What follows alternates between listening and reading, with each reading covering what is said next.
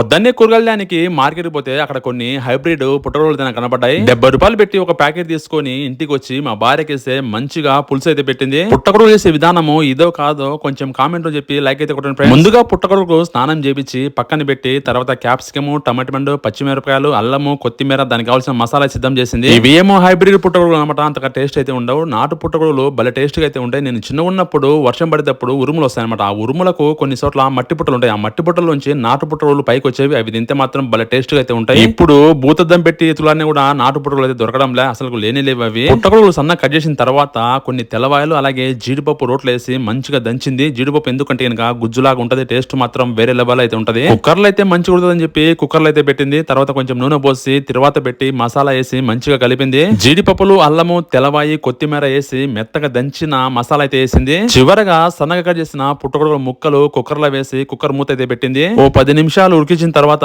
దించింది. ఈ పుట్టగొడుగుల కూరాకును చపాతీలు తింటే సూపర్ టేస్ట్ గా అయితే ఉంటది. Thank you for watching.